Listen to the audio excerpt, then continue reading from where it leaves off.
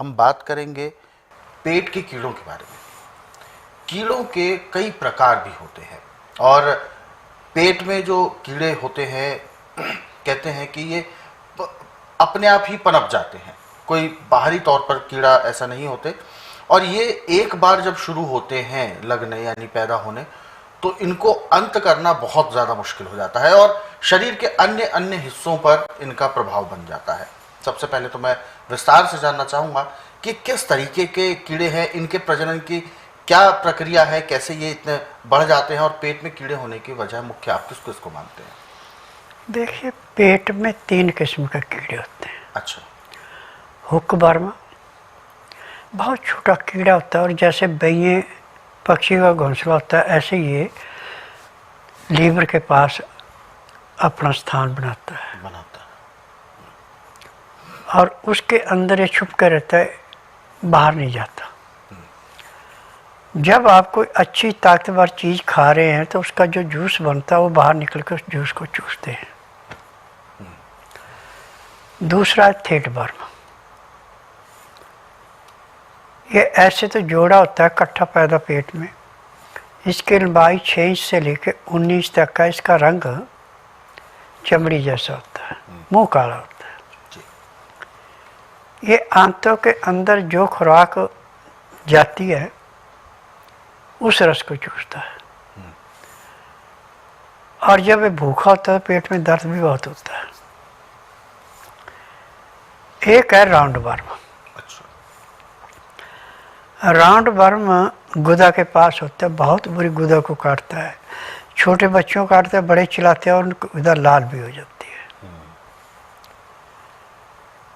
तो इनके तीनों की दवाइयाँ जो हैं वो अलग अलग हैं। ये जो राउंड वर्म है जो बच्चों को है चाहे बड़ों को है, ये उड़द की दाल से, कच्ची गोभी खाने से, लोबिया से 4-5 चीज़ें ऐसी जिनसे ये ऑटोमेटिक तैयार हो जाता है। इसको ख़त्म करने के लिए ऐसे तो हमारे पास सैकड़ों दवाइयाँ हैं, परंतु जिसमें कोई पैसा पाए खर्च नहीं हुए वो है आम की गुठली का पाउडर। जो आम का बीज होता है ये सूखने के बाद उसका बाहर का छिलका निकाल के अंदर का पाउडर पीस के आप किसी भी कांच की चीज़ में रख लें, चाहे सालों रखें, ये कभी ख़राब नहीं होता। इसकी कोई एक्सपायर डेट नहीं है। छोटा बच्चा है तो उसको मसूर के दाने के बराबर पानी में दूध में घोल के पिला दें, अब वो काटेंगे नहीं, बच्चे का रोना बंद हो गया। बड़ा है तो इसको कवेला आपको पंसारी से मिलेगा, लाल रंग का होता है ये, और फल के ऊपर ये बाहर पाउडर के रूप में मिलता है। अब इसका 1 चम्मच आप दही में या लस्सी में मिला के खा लें, खाने के घंटे 1.5 घंटे बाद आपको दस्त लगे, उसमें सारे कीड़े ऐसे बाहर निकलते हैं जैसे कचरे के ढेर को सफाई करते हैं, ऐसे अंतों के अंदर की सफाई हो जाती है और गुच्छे के गुच्छे निकलते हैं। लैट्रिन नहीं आएगी, कीड़े गिरेंगे। और जो हुक वर्म है इसके लिए पपीता सबसे अच्छा। पपीता इसके घोंसले को तोड़ देता है, जो इसका दूध है उसके घोंसले पे ऐसे असर करता है जैसे पकी हुई फसल को किसान खेत से काटता है, ऐसे पपीते का जो अंदर जूस जाता है उसके घोंसले को तोड़ देता है। घोंसला टूट के आपकी टट्टी की आंत में चला गया तो लैट्रिन से बाहर निकल गया। बाहर निकल जाए फिर उसको उठा के आप धो के किसी भी फार्मेसी में ले जाएं जहाँ टेस्ट कराएंगे लेबोरेटरी में, तो वहाँ पे वो जो इसको चेक करने वाले होते हैं वो भी हैरानी में पड़ जाते हैं कि ऐसे कीड़े तो हमने देखे नहीं कभी। जब उनको बताया जाता है कि इसको काटो, इसके अंदर देखो कितने कीड़े, तो लाखों की तादाद में मिलते हैं। रंग इनका चमड़ी जैसा, मुंह काला और इसकी 1 सेंटीमीटर से 1.5 सेंटीमीटर तक लंबाई होती है, ज़्यादा नहीं होती। और ये यदि आप 15-20 दिन तक हवा में भी रहेंगे तो मरते नहीं हैं, इतनी में इनके अंदर जान है। थेट वर्म के लिए सबसे अच्छा है कि आप राई पीस करके लस्सी के अंदर मिला करके पीना शुरू कर दें। सुबह खाली पेट ले लें, दोपहर को खाना खाने के आधे घंटे बाद ले लें, तो आंतों के अंदर जो जाके उनकी खुराक है उसके अंदर घुल जाते हैं तो वे बेहोश हो जाते हैं।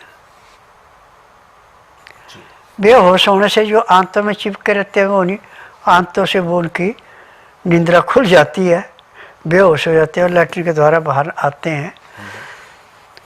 तो वहाँ पे जहाँ भी आपने लैट्रिन की है वहाँ से उसको उठा के पानी से धो के किसी भी ऐसी डिब्बिया में डालें कि जिसमें हवा न लगती हो, तो भी ये 3 दिन तक जीवित रहता है।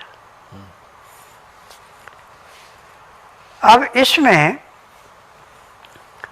खान पान पे 3 चीज़ों का ध्यान दें कि पानी जब भी पीना, आपने हल्का गर्म पानी पीना, उसमें लहसुन प्याज अदरक का रस डाल के पीते हैं तो किसी किस्म का कीड़ा तैयार होता है नहीं, खाना जल्दी पच जाता है और डॉक्टरों का पीछा छूट जाता है, आपको किसी दवाई खाने की जरूरत नहीं है।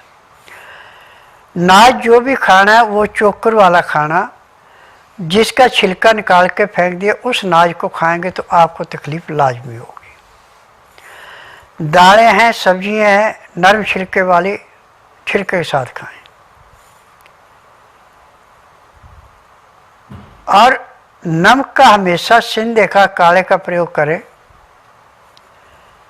और हमेशा काली मिर्च या सफ़ेद मिर्च इसका प्रयोग करें। हल्दी पर्याप्त मात्रा में लें। हल्दी पैर के तलुए से सिर के बाल तक के खून को साफ करने के लिए एक किस्म का अमृत है।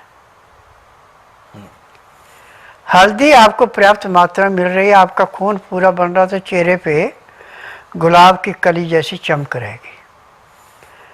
परंतु यदि हल्दी आप कम खाते हैं, परहेज करते हैं, तो आपका खून पूरा शुद्ध नहीं होता। जिसका खून पूरा शुद्ध नहीं है वो पीलेपन पे रहता है, जिसका खून शुद्ध है वो हमेशा गुलाब की कली जैसा चमकीला रहता है।